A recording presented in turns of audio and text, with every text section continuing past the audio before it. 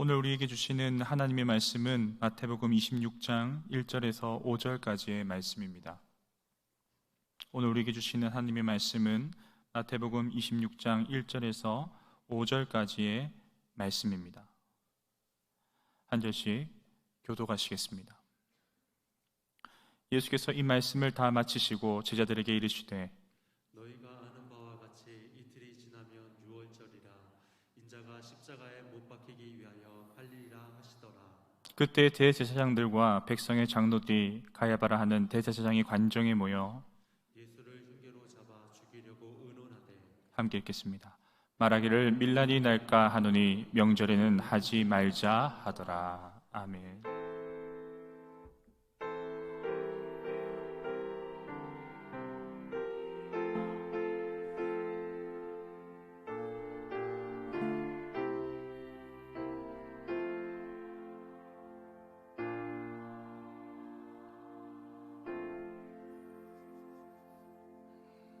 잠시 기도드리겠습니다.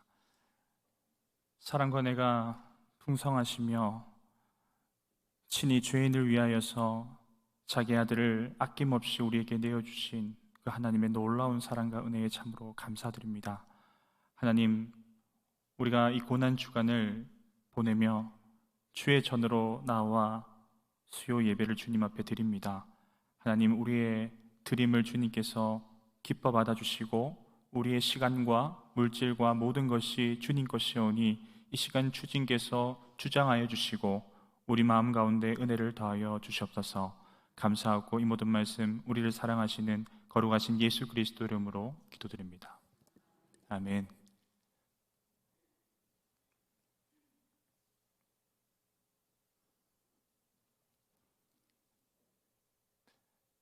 제가 말을 하지 않으니 좀 어색하죠. 어떤 침묵은 많은 말보다 강하다라고 합니다. 꼭 말을 많이 해야지만이 어떤 사람의 마음과 의도를 잘 알 수 있는 것도 아닙니다. 사실 우리가 알고 보면 오늘 시대는 참으로 말을 많이 할 수 있는 그것으로 말미암아 참 많은 이야기들이 오고 가는 시대이지 않습니까? 우리 젊은 청년들을 보면요, 하루 종일, 특히 우리 대학생들은 휴대폰에서 살고 있습니다. 이제는 이제 언어까지 번역을 해주어서 전 세계 누구와도 어떤 주제를 가지고도 하루 종일 이야기를 할 수가 있다고 합니다. 그래서 이제 이러한 시대를 맞이하면서 반대로 우리가 어떠한 침묵과 정적을 매우 불편해하는 것을 볼 수가 있죠. 하루 종일 정보를 듣고 전달하는 일에 바쁘고 또 사람들과의 대화 가운데 대화가 끊어지는 것을 저와 여러분들은 혹은 두려워하지는 않습니까? 그래서 그것을 무서워해서 부단히 그 공백의 시간을 침묵을 깨려고 여러 이야기들을 하고는 합니다. 그래서 우리 주변에 어떤 사람이 평소와는 다르게 제가 시작할 때 한 10초 정도 말을 하지 않았는데요, 아마 불안감을 느끼셨을 것입니다. 혹시 목이 아픈 게 아닌가? 아니면 말을 순간적으로 잃어버린 게 아닌가? 오늘 우리가 살펴볼 이 고난주간, 특히 이 넷째 날 수요일에 예수님의 행적과 모습을 살펴보면 제가 말씀드린 이러한 침묵과 관련된 내용들을 살펴볼 수가 있는데요. 왜냐하면 복음서 가운데 예수님의 고난주간의 기록을 살펴보면 오늘 수요일에 대한 행적이 드러나지 않기 때문입니다. 본문에 이어 등장하는 이 마리아의 향유 사건은 정확하게 우리가 추측해 보기로서는 확실히 알 수는 없지만 이 기록은 연대적인 순서보다 이전의 기록을 순서적으로 보여주는 데 집중함으로써 지금 예수님께서 죽음이 임박하고 있다는 것을 잘 보여주는 예로서 연속해서 등장한다라고 볼 수가 있습니다. 여튼 성경을 연구하는 사람들은 이 고난주간 넷째 날 수요일을 예수님께서 활동을 멈추시고 침묵하신 날이라고 해서 침묵의 날이다라고 정합니다. 사실 우리가 예수님을 떠올려 볼 때, 공생의 사역을 떠올려 볼 때 여러분, 침묵하신 일이 많으신 것 같으십니까? 아니면은 아주 시끌벅적하고 뭔가 이벤트가 항상 있으며 주변에 많은 사람들이 그 예수님과 소통하고 또 그에게 고침을 받기 위해 어떤 그런 분위기를 만들어내는 요란한 상황을 생각하십니까? 당연히 후자를 생각하실 것입니다. 예수님 주변에는 늘 사람이 많았습니다. 그가 어떠한 사람인지 정확히 모르는 사람도 있었고요. 혹은 그가 병을 잘 고친다는, 귀신을 잘 내쫓는다는, 혹은 더 나아가 저가 메시아로 우리의 삶을 구원할 수 있는, 정확히 어떤 모습과 모양으로 우리를 구원할지는 정확히 모르지만 우리를 살릴 수 있는 자다라는 마음을 가지고서 수많은 사람들이 몰려 있었다라는 것입니다. 그래서 예수님 주변에는 늘 시끌벅적했습니다. 이러한 상황 가운데 오늘 수요일 고난을 준비하며 또 입성하시고 또 마지막 만찬과 순환과 죽음과 부활을 앞둔 이 중간의 수요일에 이 침묵하셨다라는 것은 굉장히 묵직한 우리에게 강한 메시지를 던진다라는 것입니다. 단순히 피곤해서 혹은 말할 거리가 떨어져서 사람들을 지금 피하시는 것이 아니라는 것입니다. 그 눈앞에 다가온 고난의 정점의 시간을 예수님께서는 정확히 알고 계셨겠죠. 100마디의 말보다 이제는 더 강력한 침묵을 통해 어떠한 메시지를 무건으로 우리에게, 혹은 저들에게 주고 계셨다라는 것입니다. 짧은 시간이지만 이 주어진 말씀의 시간 가운데 오늘 우리에게도 보내시는 이 침묵의 언어를 통해서 예수님의 심정, 당시로 돌아가 예수님의 마음을 함께 깨달아 알 수 있기를 간절히 소원합니다. 계속해서 말씀드리지만 예수님께서는 말씀을 하지 않으셨을 뿐이지, 어떠한 특별한 행적을 나타내지 않으셨을 뿐이지, 그가 우리에게 주고자 하는 고난의 의미, 그 사인, 메시지를 멈추신 것은 아니었습니다. 왜냐하면 예수님의 이 침묵과 함께 또 다른 이야기들이 중심을 이루어서 일어나고 있었는데요. 바로 예수님께서는 이제 곧 닥칠 고난에 대해 말씀하시고 점차 침묵하셨지만 오히려 예수님 주변에는 더욱더 소란해지고 또한 어떠한 계략이 꾸며지고 있었다라는 것입니다. 본문 3절과 4절을 함께 한번 읽겠습니다. 시작.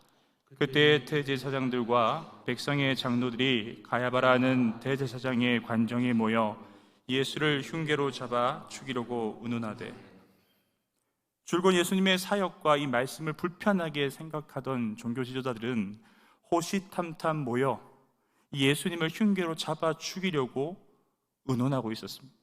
더 나아가 예수님의 주변에도 이러한 흉계는 스멀스멀 들어오고 있었습니다. 예수님이 아끼시고 사랑하셨던 제자 중 한 사람이, 우리가 너무나 잘 알고 있는 그 한 사람을 통해 또 다른 음모가 진행되고 있었다라는 것입니다. 마가복음 14장 10절과 11절을 제가 읽어드리겠습니다. 12 중에 하나인 가룟 유다가 예수를 넘겨주려고 대제사장들에게 가매 그들이 듣고 기뻐하여 돈을 주기로 약속하니 유다가 예수를 어떻게 넘겨줄까 하고 그 기회를 찾더라. 11절에 이 문구가 눈에 들어옵니다. 그들이 듣고. 듣는 자들이, 대제사장들이 듣는다는 것은 무엇입니까? 누군가는 말을 하고 있다는 것입니다. 예수님의 침묵과는 또 한 번 비교되는, 지금 가룟 유다는 종교 지도자들에게 찾아가서 많은 이야기들을, 예수님의 상태와 신상과 어떻게 하면 그를 잡을 수 있을지를 이야기하고 있었다라는 것입니다. 예수님 입장에서는 얼마나 서글프고 마음 아픈 순간인지 모릅니다. 유다는 분명 부름을 받은 자였지만 결과적으로 우리가 너무나 잘 알고 있듯이 실패한 자가 되어버렸습니다. 그가 어떠한 자였습니까?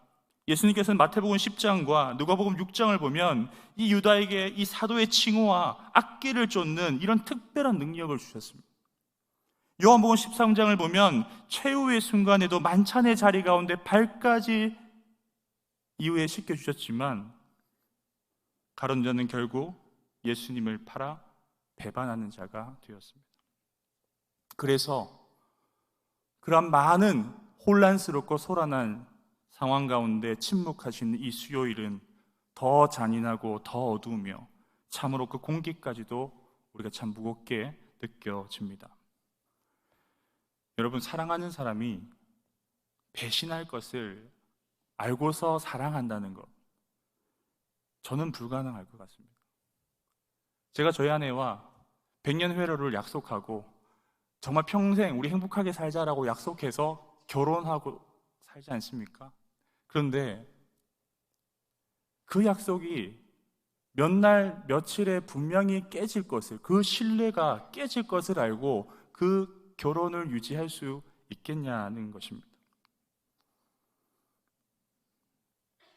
인간은 조금이라도 하나님의 사랑과 은혜를 잊어버리면 배신하고 도망가고 범죄하며 오늘 또 실패하는 존재라는 것을 성경은 끊임없이 우리에게 말씀하고, 오늘 또 이 가룟 유다를 빌려서, 가룟 유다만의 이야기가 아니라 가룟 유다의 이야기를 빌려서 우리에게 교훈하고 있는 것입니다. 그러니 연약한 제자들과 이 배신할 가룟 유다를 보면서 침묵하시는 예수님의 마음이 얼마나 저릿저릿하셨겠습니까? 우리가 아이를 키울 때 조그만 거짓말을 아이가 처음으로 하는 것을 볼 때 이미 부모님은 예상합니다. 이 아이가 이 거짓말이다, 이거는 우리 아이가 제대로 된 말을 하지 않는 것이다. 그런데 그게 참 웃으면서 넘어가기에는 참 불편한 부분이 있지 않습니까? 근데 이거는 그거 참 비할 나위 없이 예수님께서는 침묵하시지만 끊임없이 기회를 주시고 용서하시고 내가 너를 사랑할 수 있다라고 말하고 계시지 않습니까?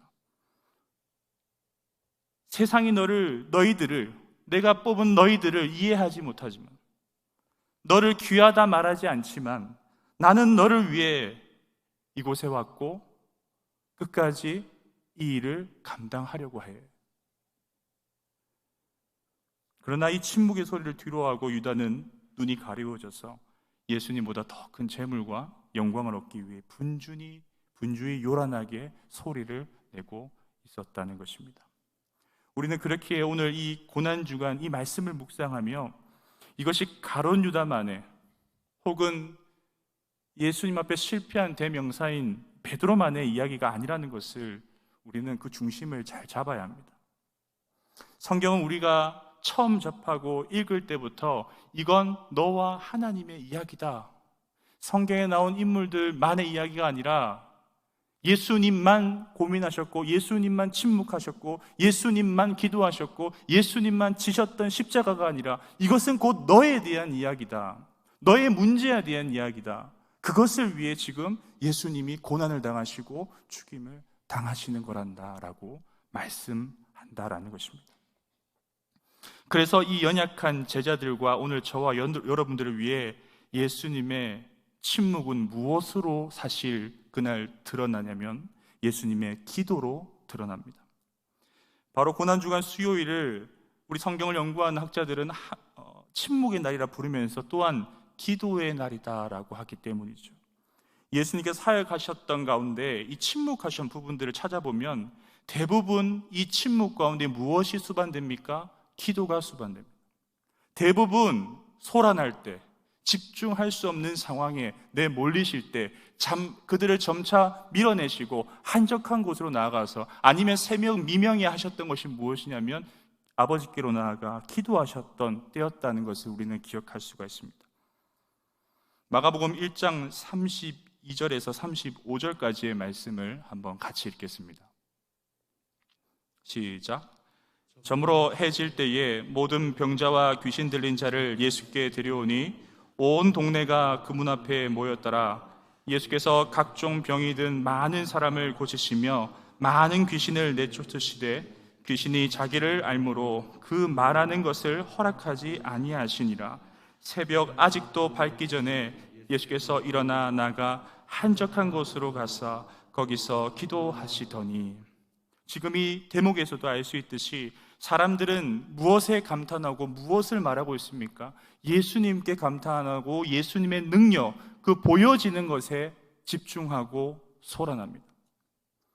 그리고 그 능력을 입은 자들이 그것을 말하려 하지만 그것을 허락하지 않으시고 오히려 새벽 미명에 일어나서 한적한 곳으로 나아가 아버지의 뜻을 구하셨던 분이 바로 예수님이셨다라는 것입니다. 그래서 오늘도 단순히 드러나지 않는 그냥 소리 없음이 아니라 다가오는 참혹한 고난과 사랑하는 이들의 배신과 떠남을 아시고도 예수님께서는 그 사람들을 보고 그들을 설득하시고자 요란스럽게 하신 것이 아니라 오히려 더 깊은 곳으로 그 수요일 나아가서 아버지와 단둘이 긴밀한 시간을 가지심으로 담담히 다가오는 칠흑 같은 어둠 속으로 한 걸음씩 걸어 들어가신 것입니다. 더욱이 오늘 이 고난 주간의 수요일, 평소 하시던 대로 정말 중요한 일정을 앞두시고 그가 아버지를 찾으러 가셨던 것입니다. 하지만 한적한 곳으로 기도하러 가셨기에 복음서의 제자들은 이것을 기록하기가 그렇게 수월하지는 않았을 거라고 생각이 됩니다. 그래서 오늘 저와 여러분들도 우리가 이 예수님의 침묵에 조금 더 집중해서 우리가 묵상해 볼 필요가 있다라는 것입니다. 세상의 요란한 소리에 귀를 기울이지 않는 것. 제가 서두에 말씀드렸지만 언제든지 이야기할 수 있고 언제든지 우리의 어떤 소리를 나타낼 수 있는 이 시대이지만 잠시 스마트폰을 꺼두고 잠시 나의 말과 나의 이야기들을 멈춰두고 이 한 주만이라도 이 수요일 하루만이라도 주님이 침묵 가운데 우리에게 주시는 메시지에 귀를 기울여 볼 필요가 있다라는 것입니다. 그래서 우리가 이 고난주간 특세를 하는 이유가 또한 여기 있지 않습니까? 세상이 잠잠히 잠든 이른 새벽에 주님께서 겟세마네 동산에 오르셔서 기도하셨던 것처럼 새벽을 깨우는 것이 참으로 젊은 사람에게도 어렵지만 우리 모두에게 어려운 일이지 않습니까? 그럼에도 불구하고 일어나 주님의 뜻을 찾고자 그 고난에 자발적으로 동참한다는 것, 얼마나 주님께서 기뻐하시는 변화의 모습이겠습니까? 그래서 우리는 오늘 이 고난 주간 가운데 폭풍이 들이닥치기 전과 같이 가장 어둡고 두려운 침묵의 길을 걸으셨던 주님께서 그러하셨듯이 한 분 그 하나님이신 예수를 우리가 묵상해 보아야 한다라는 것입니다. 잠잠히 모든 걸 거둘 때 선명히 보일 때가 있습니다. 시편 62편 1절과 5절을 제가 읽어드리겠습니다. 나의 영혼이 잠잠히 하나님만 바라며 나의 구원이 그에게서 나오는도다. 나의 영혼아 잠잠히 하나님만 바라라. 무릇 나의 소망이 그로부터 나오는도다. 다윗 역시도 자신의 생명이 위태로울 때, 수많은 요란한 공격과 어려움이 상황을 조여올 때, 모든 소망이 끊어진 것 같을 때 그가 선택한 것은 잠잠히 침묵함으로 울음을 안으로 살키며 기도함으로 하나님만 바라보았습니다. 잠잠할 때 그때 우리가 놓치고 있던 분이 보인다라는 것입니다. 답이 없는 것 같은 칠흑 같은 어두운 세상이 우리를 집어삼키려고 할지라도 내가 가장 사랑하는 그분이 가장 비참한 모습으로 골고다를 오르셔서 십자가에 달리신 그날에 우리가 주님을 깊이 침묵함으로 같이 그 어둠 속에 들어가 빛 대신 주님을 바라볼 수 있어야 된다라는 것입니다. 그때 풍랑으로 요란하게 우리의 이목을 끌고 더욱 두렵게 만드는 이 시커먼 파도만 보이는 것이 아닙니다. 우리의 인생의 항해 선장이 누구인지, 빛 대신 분이 누구인지 그때 비로소 그분이 선명하게 드러난다라는 것입니다.